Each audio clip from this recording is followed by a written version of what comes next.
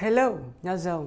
Giờ thì bây giờ tụi mình chỉ muốn nhớ là chỉ cả chỉ muốn trò sữa một khứ nhá. Giờ thì thầu có muốn nhớ là có sao đã chỉ là yên tao.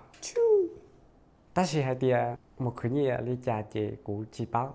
Sau một tuần làm việc mệt mỏi thì cuối cùng ta cũng đã trở về với cam phùng như cái chốn lệ của mình. Và các là dần để dù lúc chơi, rồi lấy là luôn bùa lúc chơi. Ta chỉ dù gì trong sữa lại. Tên là gì ta tạo lộn xộn. Dù ấy dù anh đã đau lên đau xứ. Ta chỉ tạo lỗi gì đi.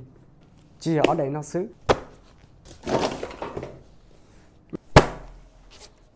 Chẳng là thế. Ôi giời. Đâu một nó ta sẽ chỉ tạo lỗi để đi. Ai, nếu nó chỉ.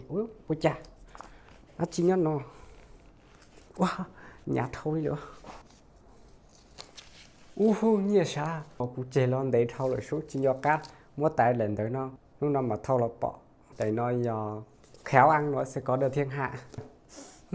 Lúc nào mà lâu tặng cho nó mà lấy sung. Đâu chỉ ta chỉ sung. Để nó dễ dàng câu. Quả quả tao. Mình ta cũng nồng xe. Nửa người vào rong lên chả. Không được.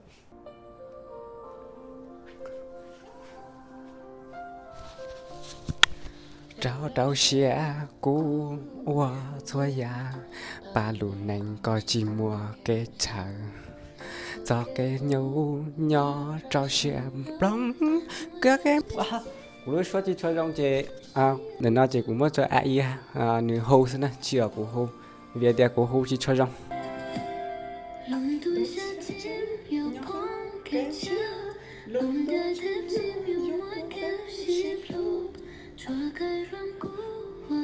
giờ tiền này thì bao không còn nó chỉ bao cũng sang còn nè lúc đó chỉ của là mất tiền nó sau